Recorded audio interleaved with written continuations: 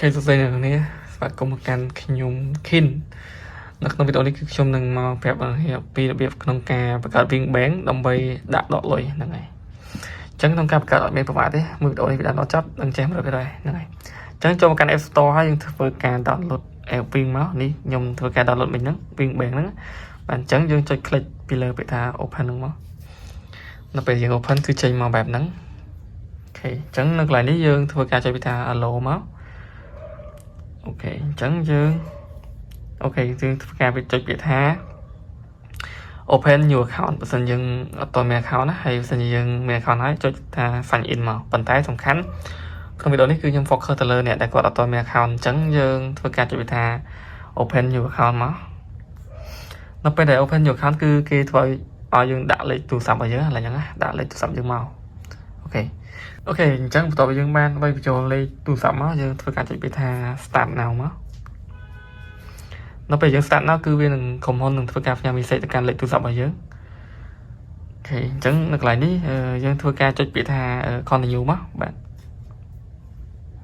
បន្ទាប់មកយើង allow ហើយយើងធ្វើការ scan មុខរបស់យើងអូខេអញ្ចឹងដល់កន្លែងយើងបងប្អូនចុចពាក្យថា continue មកហ្នឹងហើយអញ្ចឹងនៅកន្លែងនេះបងប្អូនធ្វើការបំពេញនៅព័ត៌មានមួយចំនួនទៀតហ្នឹងអញ្ចឹងចុចកន្លែងនេះចុចយកបើសិនជាបងប្អូនបានរៀបការទៅបើសិនជាម្នាក់ឯងទៅឬក៏អីចឹងទៅហ្នឹងខ្ញុំយកនេះ single ហើយនៅកន្លែងនេះយើងចុចយកអាណាក៏បានដែរហ្នឹងហើយចុចយកប្រាក់ខែទៅហើយបន្ទាប់ពីនេះយើងចុចយកខាងលើក៏បានទៅអាណាក៏បានដែរហ្នឹងចុចយកលើបន្ទាប់មកកន្លែងនេះនិយាយទៅកន្លែងហ្នឹងមួយទៀតគឺយើងយកអាណាក៏បានដែរអត់បញ្ហាទេបងប្អូនពេញចិត្តមួយហ្នឹងយកមួយហ្នឹងទៅអូខេយកនេះហើយនៅកន្លែង corporation នេះយើងមួយទៀតហ្នឹងយើងយកណាក៏បានដែរ worker ទៅអ្នកធ្វើការទៅហើយនៅកន្លែងគោលបំណងរបស់យើងគោលបំណងក្នុងការបង្កើតយកណាទៅចង់វិនិយោគឬក៏សន្សំអីចឹងទៅអញ្ចឹងខ្ញុំយក saving ឬក៏ investment នេះចង់បានអីយកហ្នឹងទៅខ្ញុំយក saving ហើយនៅកន្លែងអូខេកន្លែង referral code នេះគឺមិនចាំដាក់ក៏បានដែរព្រោះអាហ្នឹងវាលក្ខណៈ optional អត់ដាក់ក៏បានអូខេអញ្ចឹងប៉ុណ្ណឹងយើងចុចពាក្យថា continue ទៀតមកនេះគឺវាអត់មានអីទៅធ្វើទៀតទេណាអត់មានទៅជាក្បាលទេហ្នឹងហើយ continue មកអូខេអញ្ចឹងនៅកន្លែងនេះយើងធ្វើការដាក់នៅ password ដែរ password 4ខ្ទង់វិញរបស់យើងយើងដាក់មកហើយអូខេអាហ្នឹងខ្ញុំសុំលាក់បន្តិចណាបងប្អូនហ្នឹងហើយសុំលាក់បន្តិច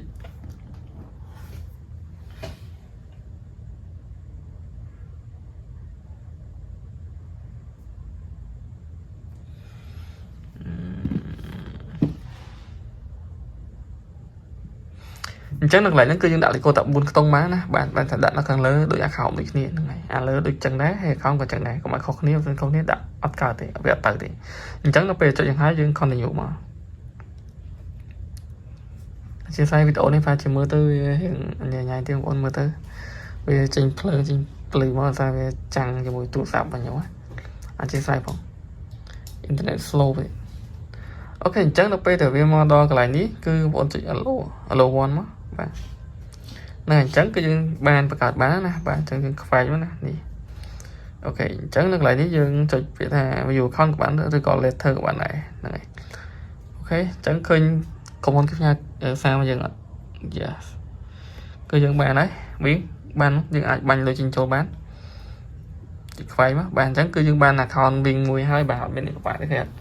ងាយនិយាយទៅគឺ easy មែនទេហ្នឹងហើយហើយឥឡូវខ្ញុំចូលគណនីឲ្យបងប្អូនគ្នាមើលអូខេអញ្ចឹងគណនី yes នេះគឺ account វិញរបស់យើងបង្កើតបានជោគជ័យហើយបាទបើសិនជាបងប្អូនចង់ដឹងថាបាញ់លុយចូលកើតសាក់បាញ់ទៅគឺដឹងតែបានហើយវាចង់ថាវាស្រួលប្រើទេវិញបើសិនយើងមានណាហើយនេះកន្លែងយើងយក QR code នៅកន្លែងនេះឯងបានហ្នឹងហើយនេះយើង switch ទៅលុយដុល្លារក៏បានលុយខ្មែរក៏បានហ្នឹងនេះ USD ហើយអានេះKHR ហ្នឹងគេថាហ្នឹងខ្មែរហ្នឹងដុល្លារយកមួយណាក៏បានដែរចង់បាញ់មួយណាក៏បានដែរអូខេហើយមានប្រវត្តិទេយើងបង្កើតបាននៅគណនីវិញមួយអាចផ្ទេរលុយចេញចូលបានប៉ុន្តែសូមបញ្ជាក់ឲ្យរាល់ការបង្កើតខ្លួនឯងអញ្ចឹងគឺយើងអាចបាញ់លុយចេញចូលបាននៅក្នុងមួយថ្ងៃតែ$100ទេបើសិនជាចង់ឲ្យបានលើសពីហ្នឹង អាចទៅក្រុមហ៊ុនវិញផ្ទាល់គឺគេនឹងធ្វើការ verify ផ្ទៀងផ្ទាត់ជាមួយនឹងអត្តសញ្ញាណប័ណ្ណយើងដើម្បីធ្វើការដកហូតលុយយើងហ្នឹងគឺបានលើសពី100 ឡើងក្នុងមួយថ្ងៃអូខេអញ្ចឹងនៅក្នុងវីដេអូនេះគឺមានតែប៉ុណ្្នឹងទេបងប្អូនអ្នកដែលចូលថ្មីកុំភ្លេច click like ក៏ដូចជា subscribe មួយផងបើសិនជាយល់អាច comment ឬក៏អាចឆាតខ្ញុំបានតាមរយៈ Telegram ដែលខ្ញុំដាក់នៅខាងក្រោម description អូខេហ្នឹងហើយជម្រាបលាអរគុណច្រើនជួបគ្នាវីដេអូក្រោយ